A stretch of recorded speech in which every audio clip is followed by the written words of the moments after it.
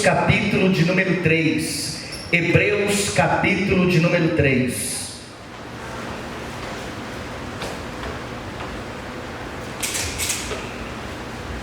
Pai, eu te dou graças por esse dia, por essa manhã tão linda, por esse dia tão especial na Tua presença. Eu clamo a Ti, Senhor, nos dê a graça do entendimento, da revelação da Tua palavra. Fala com cada um de nós, com cada um aqui de uma forma clara, que todos compreendam. Ó Senhor, ministra em nós, nas áreas específicas da nossa vida. Fala conosco, Pai, em nome de Jesus, que a nossa mente esteja cativa ao Teu senhorio, ó Deus, e nos dê espírito de sabedoria e revelação.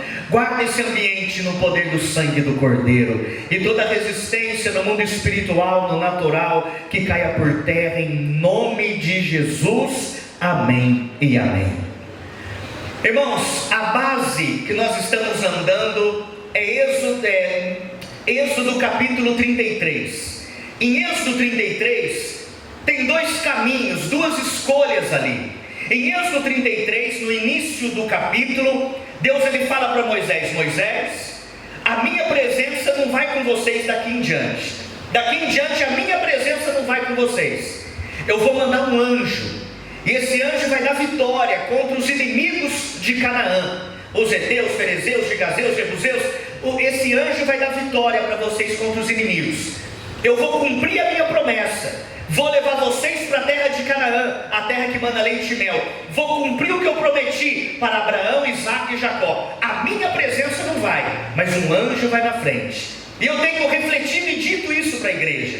Meu Deus, que maravilha! Ele falou que vai cumprir a promessa. O anjo vai na frente dando vitória.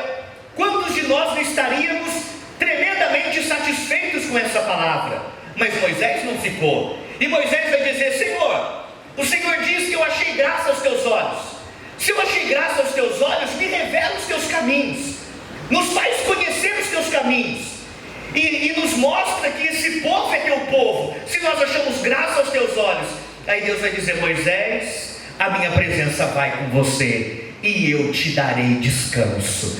Qual a diferença?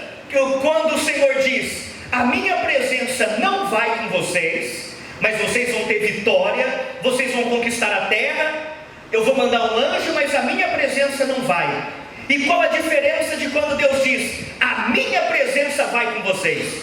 Vai acontecer as mesmas coisas. Eu vou dar vitória contra os inimigos, eu vou cumprir a minha promessa. Só que qual o diferencial? Quando a presença de Deus vai junto, o grande diferencial é que Deus vai dizer para Moisés: Moisés, a minha presença vai te dar descanso. Eu irei contigo e a minha presença vai te dar descanso. E aqui, queridos, está o grande diferencial. Tem muitas pessoas que elas conquistam a terra. Tem muitas pessoas que elas se tornam vencedoras em áreas da vida, mas não tem descanso. São pessoas consumidas pela angústia, consumidas pela ansiedade, consumidas pelo medo, consumidas em tantas situações.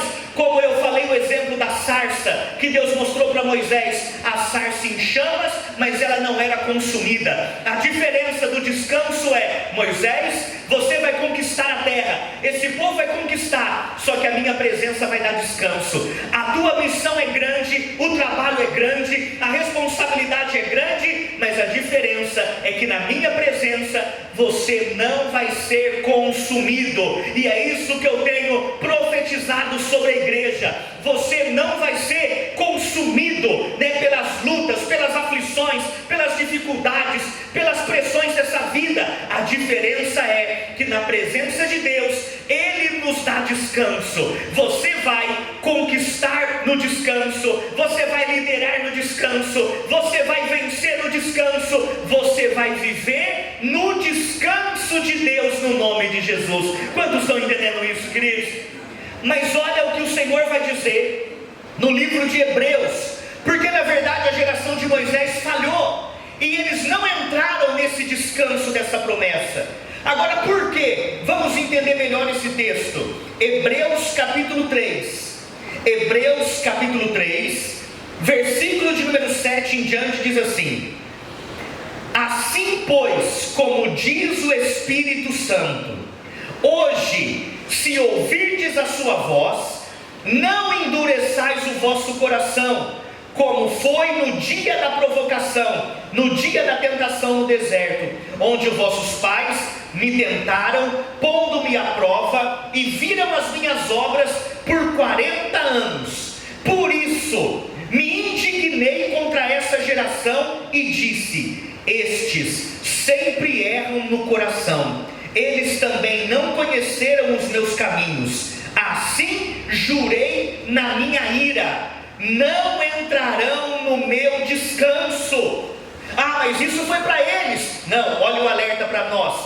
Tende cuidado, irmãos, jamais aconteça haver qualquer de vós perverso coração de incredulidade que vos afaste do Deus vivo. Pelo contrário, exortai-vos mutuamente cada dia, durante o tempo que se chama hoje, a fim de que nenhum de vós seja endurecido pelo engano do pecado, porque nos temos tornado participantes de Cristo, se de fato guardarmos firmes até o fim a confiança que desde o princípio tiveram. Então, queridos, o Senhor está dizendo: olha, não erram, não cometam os mesmos erros que a geração de Moisés, porque eles não entraram no meu descanso. Eles não entraram no meu descanso. Agora olha que interessante, Moisés foi o homem da lei, e quem anda da lei pensa que o descanso é guardar o sábado, é guardar o dia. Eles viveram 40 anos no deserto. Moisés foi o homem da lei. Por 40 anos guardaram o sábado, viveram a lei, cumpriram aquilo que diz a lei. Mas a Bíblia diz: eles não entraram no meu descanso. O entrar no descanso não é guardar um dia. O entrar no descanso é algo muito mais profundo do que isso. Vocês conseguem compreender aonde a Bíblia diz: Moisés, o homem que trouxe a lei, o homem da lei, que representa a lei, a geração de Moisés, Deus diz: eles não entraram no meu descanso. Eles nunca entraram no meu descanso. Eles não entraram no descanso, eles foram consumidos no deserto. Eles foram consumidos no deserto. Agora, por que eles não entraram no descanso? A Bíblia diz: se hoje ouvirdes a voz do Senhor, não endureça o vosso coração. O que nos impede de viver esse descanso, essa paz que excede todo entendimento, esse lugar de confiança, de convicção e de fé, o que nos impede de entrar no descanso de Deus? Dureza de coração. Deus, ele disse para Moisés lá em Êxodo: a minha presença não vai com vocês, porque esse povo é um povo de dura cerviz, ou seja, um coração duro, um povo obstinado, que não se rende, não se quebranta, não se humilha, não obedece. Então Deus disse: eu não posso ir, porque senão a minha presença vai consumir vocês no caminho. Mas mesmo depois de eu vindo, eles não entraram no descanso. Por quê? Por causa da dureza de coração. Esse lugar de descanso não é um lugar de paz, é um lugar de confiança, de convicção, aonde você descansa em Deus, aonde a tua alma tem paz. É como Davi fala no Salmo 23: me leva para junto das águas tranquilas e refrigera a minha alma. Que o Senhor traga refrigério para a sua alma, que você não seja consumido pelas angústias e tribulações dessa vida. Irmãos, você pode hoje, os aeroportos estão cheios de pessoas indo para os lugares mais bonitos do Brasil e até fora do Brasil, mas se você for ver dentro da mala, muitos deles estão lá, o medicamento para dormir, o remédio para ansiedade, e coisa para angústia, e tantas outras coisas. Por quê? Porque esse descanso não é algo físico, esse descanso é algo espiritual, é algo da alma, e Deus quer que você tenha descanso, para que quando você for para esses lugares, você possa ir por completo e estar no verdadeiro descanso na presença de Deus. Mas que Ele quer que você viva nesse descanso, que a tua alma encontre esse descanso na presença dEle, que a tua alma tenha paz. Uma das primeiras pregações de Jesus é sobre esse descanso: não andeis inquietos pelo dia de amanhã, não andeis ansiosos pela vossa vida. vida é mais do que isso, e o vosso Pai, Ele cuida de vocês, Ele sabe das tuas necessidades, e Ele não vai deixar nada faltar na tua vida, no nome de Jesus. Quando você entende isso, você declara: o Senhor é meu pastor, nada vai me faltar, e a tua alma descansa em Deus, a tua alma descansa no Senhor. Quantos estão entendendo isso, queridos?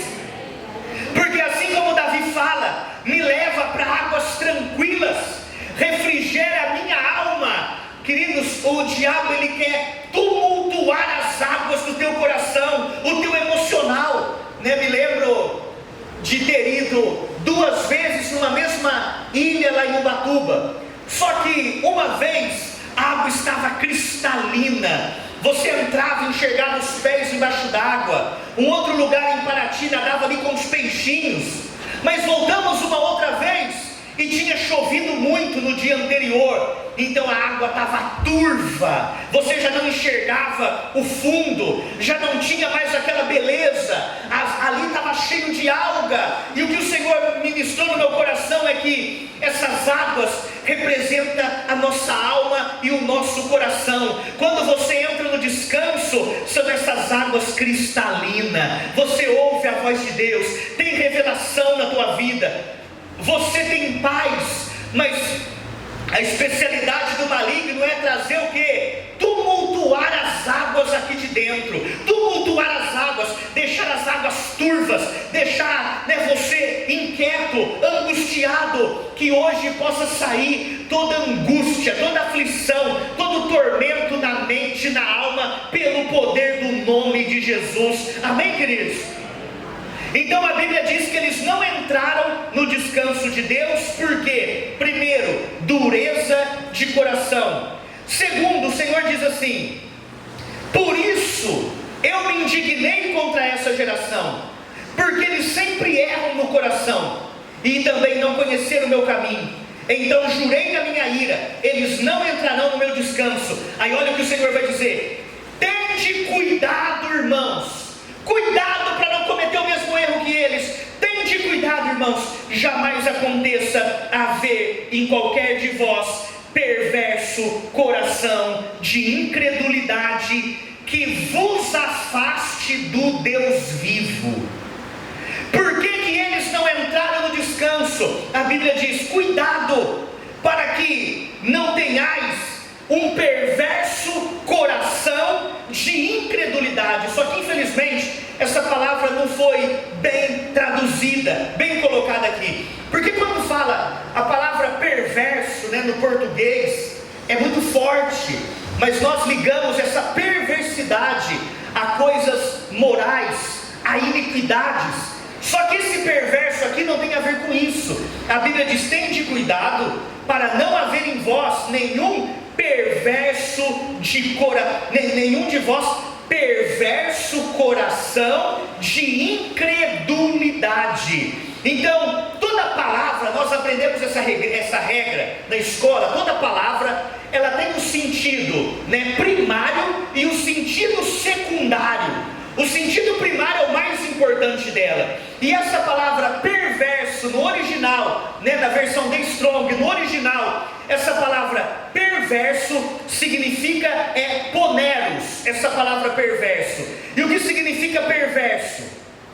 Cheio de labores, aborrecimento, fadigas, atormentado por preocupações e labores. Então, para Deus, um perverso coração de incredulidade é aquele coração que está carregado, atormentado por preocupações, labores, aborrecimentos, fadigas. E um coração que está desse jeito não confia em Deus, não crê em Deus. Então um coração assim te afasta do Deus vivo. Um coração assim nos afasta do Deus vivo. Um coração de incredulidade. O que nos afasta de Deus?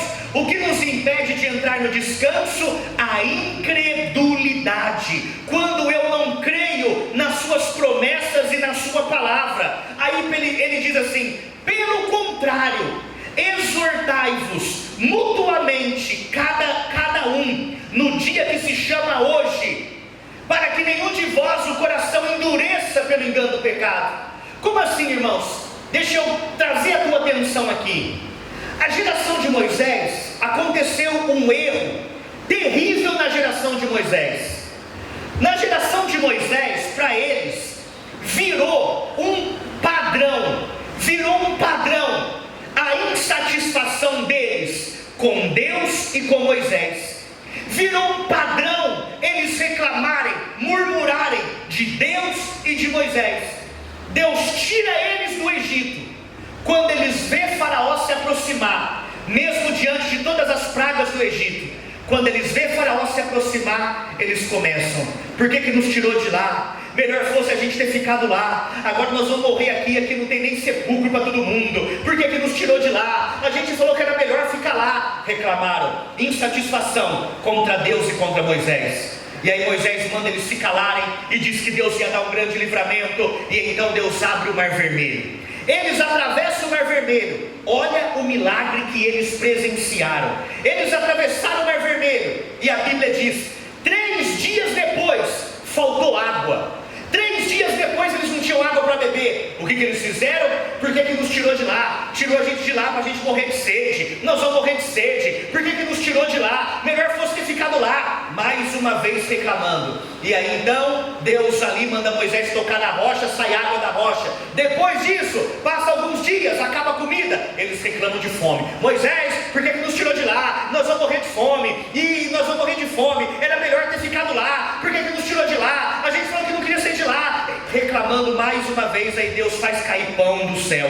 Cai pão do céu. Eles começam a comer pão do céu todo dia. E chega uma hora que eles vão reclamar de novo: não aguentamos mais esse pão. Não aguentamos mais esse pão vil. Não aguentamos mais esse pão. E aí Deus fala: eu vou fazer vocês comer carne até sair pelo nariz de vocês. Então Deus manda vir as codornizes, e eles comem carne até não aguentar mais. Chega numa hora, reclama de novo. Chega num outro lugar, as águas não são boas para beber. Moisés, por que nos tirou de lá? Melhor fosse ter ficado lá. Por que nos tirou de lá? A mesma história. E aí Moisés joga lá a madeira na rocha, apontando a madeira na água, apontando para o Calvário, e as águas se tornam boas para beber. Eles bebem a água, passa algum tempo, e eles chegam no lugar, não tem água de novo, eles reclamam de novo, a mesma história.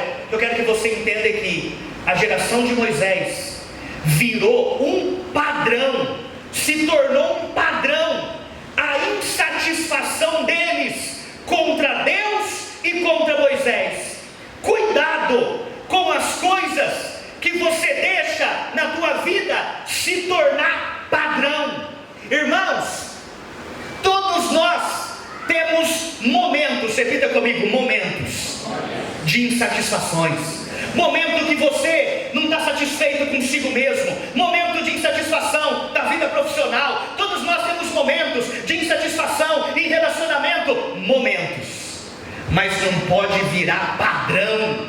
Não pode ser padrão. O tempo inteiro insatisfeito. O tempo inteiro insatisfeito consigo mesmo. O tempo inteiro insatisfeito com a tua vida. O tempo inteiro insatisfeito com o outro no relacionamento. O tempo inteiro insatisfeito com tudo. Não pode virar padrão. Quantos estão entendendo, queridos? Não pode virar padrão. Deserto, lugar de passagem. Não pode virar padrão na minha vida eu viver no deserto. Deserto não é destino, é lugar de passagem. Não pode virar padrão. Todos nós temos os nossos dias maus, mas o dia mau não pode virar padrão na tua vida.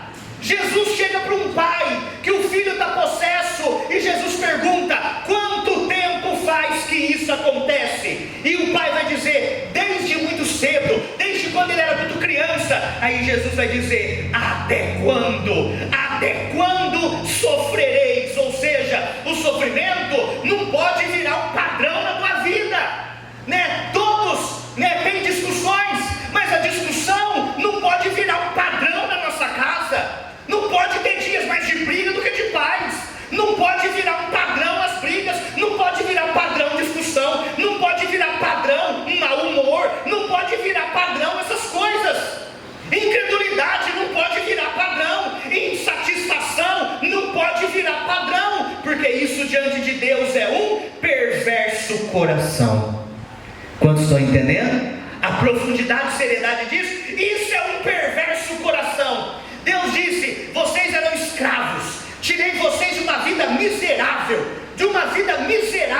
literalmente uma vida desgraçada, sem graça. Tirei vocês de uma vida de escravidão, tirei vocês das garras de Faraó, e nada está bom, tudo reclama, nada está bom, sempre insatisfeitos, sempre uma coisa para reclamar, sempre uma coisa para criticar, sempre uma coisa para apontar, insatisfeito. Ei, você não é o zangado lá do 7 anão? Não pode virar padrão, não pode virar identidade, não pode virar um padrão na tua vida ser assim, queridos. Quantos estão entendendo o nome de Jesus? Ah, pastor, mas eu estou aqui de manhã e olha, eu reconheço que tem coisa na minha vida que virou padrão. Então hoje é dia de mudança no nome de Jesus. Senhor, reconheço que tem coisas na minha vida que tinha virado padrão, mas eu não aceito mais. Eu coloco diante do Senhor essa minha deficiência, essa minha fraqueza, e eu não aceito mais isso na minha vida, Senhor. Não aceito mais ser padrão, eu acordar e a primeira palavra ser sempre de reclamação. Não aceito mais ser padrão na minha vida cara feia. Não aceito mais ser padrão na minha vida deserto. Não aceito mais ser padrão na minha vida insatisfação. Eu não aceito, Senhor, essas coisas mais ser padrão na minha vida. Eu não aceito mais dívida ser padrão na minha vida, ter se tornado normal na minha vida, comum. Eu não aceito mais essas coisas serem comum, normais na minha vida, pelo poder do nome de Jesus. Estou falando com alguém aqui nessa manhã, queridos? Então o Senhor disse: eles não entraram no meu descanso por causa desse perverso coração, toda hora reclamando, o momento e tempo todo insatisfeitos. E aí a Bíblia diz: por isso exortem uns aos outros no dia que se chama hoje. Para quê? Para que teu coração não endureça, para que essas coisas você não ache normal, não ache comum. Então exorte uns aos outros mutuamente no dia que se chama hoje. No dia que se chama hoje, uns aos outros exortem. Meu irmão, que isso? Mas todo dia assim, vamos melhorar, vamos mudar esse humor, vamos profetizar, vamos crer. Reclamação não pode ser teu padrão. Chegar todo dia de cara feia não pode ser teu padrão. Chegar todo dia com uma crítica não pode ser padrão na tua vida. Vamos mudar isso em nome de Jesus. Exortai-vos uns aos outros mutuamente no dia que se chama hoje. É dia de mudança de padrões na minha vida e na sua, no nome de Jesus. Porque o nosso padrão não é incredulidade, o nosso padrão tem que ser a fé. Pois a Bíblia diz: o meu justo viverá pela fé. Estão invertendo a ordem. As pessoas estão tendo momentos de fé e a maioria do tempo reclamação, insatisfação, incredulidade. Não, é o meu justo viverá pela fé. Quem pode glorificar o nome de Jesus nesse dia e nessa manhã? Viver pela fé. Esse é que tem que ser o padrão, o viver da fé, o profetizar, o ver as coisas boas, o olho bom. Esse tem que ser o padrão. Quantos estão entendendo, queridos? Aí a Bíblia diz o seguinte: o teu coração não pode se endurecer. Sabe por quê? Porque nos temos tornados participantes de Cristo. Aleluia. Diga: eu tenho tornado participante de Cristo. Porque vos tendes tornados participantes de Cristo, se de fato guardarmos firmes até o fim a confiança que desde o princípio tivemos. Então ele diz assim: gente, vocês precisam entender, abrir um entendimento. Vocês se tornaram participantes de Cristo. Para você entender, quando nós ganhamos de presente a viagem para Israel e para a Grécia, o sonho da vida, quando nós ganhamos de presente, quem nos deu esse presente nos fez participantes da bênção deles. Eles nos fizeram participantes da riqueza deles, da glória deles, e nós nos tornamos participantes dessa bênção. E então, através dessa bênção, vivemos a realização desse sonho.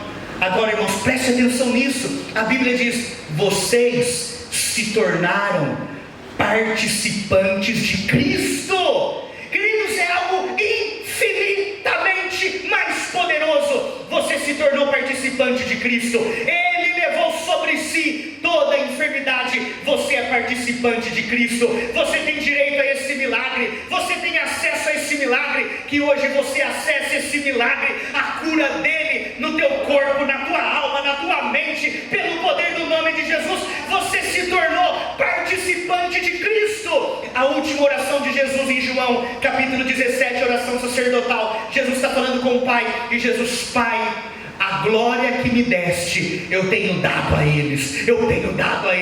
Você se tornou participante da glória de Cristo, mas você tem que vir para a mesa, você tem que compreender isso. Você se tornou participante dessa glória. Não seja como o filho pródigo, um filho de um pai rico, está lá passando fome, distante da casa do pai, até que ele entendeu: não tem lógica, não tem sentido, meu pai é tão rico, tão poderoso, que na casa do meu pai, até os trabalhadores, até os empregados comem com fartura. Não tem sentido eu ser filho e eu estar aqui morrendo de fome. Eu vou voltar para a casa do meu pai, eu quero voltar a ser participante da mesa do meu pai, da riqueza do meu pai, das bênçãos do meu pai, do amor do meu pai. Eu vou voltar para a casa do pai. E quando ele volta para a casa do pai, o pai dá roupa nova, anel no dedo, sandália nos pés, faz uma festa. Você é meu filho, você tem que ser participante da minha vida, daquilo que eu tenho. Você tem que ser participante disso. Quantos estão entendendo o nome de Jesus, queridos? Nós temos nos tornado participantes de Cristo. O Evangelho de João, ele enfatiza as últimas semanas de Jesus antes da cruz. A maioria dos capítulos de João enfatiza as últimas semanas antes de Jesus ir para a cruz. Então eu tenho comigo que são os momentos ali mais importantes, quando Jesus está dando as últimas instruções. Imagina você saber que você tem mais 2 semanas de vida. Você vai aproveitar essas 2 semanas para quê? Para falar dos valores mais importantes na vida dos seus filhos e da sua família. Filha, eu vou partir, mas deixa eu te dizer algo, minha filha: não deixa o Senhor por nada na tua vida.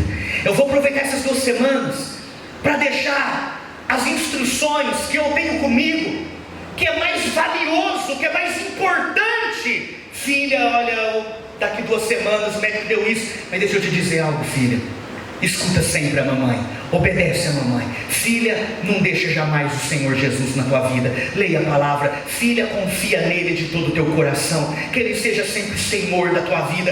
Eu vou deixar ali as instruções mais importantes antes de eu partir. E antes de Jesus partir, 2 instruções das mais importantes que ele deixou foi: eu vou, mas vocês não vão ficar órfãos. Eu vou enviar o Espírito Santo vai ser enviado da parte do Pai, o Consolador, que vai consolar vocês não vão ficar órfãos. E a segunda coisa que ele deixa, ele vai dizer, antes dele partir, antes da cruz, ele vai dizer para os discípulos: eu deixo-vos a minha paz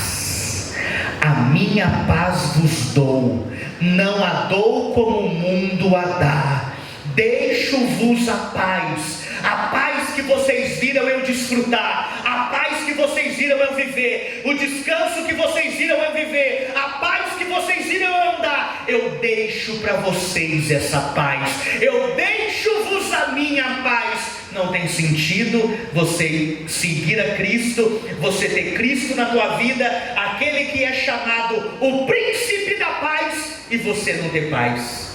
Sabe o que é isso? É não ser participante dele, é ter paz disponível na mesa, mas você não come da mesa, você não tem sido participante. Então a Bíblia diz: nós temos tornados participantes de Cristo. Queridos, ele diz que a herança eu quero compartilhar com vocês, então eu deixo a minha paz, e eu volto a dizer: se a angústia, se a tribulação, se as preocupações antes era padrão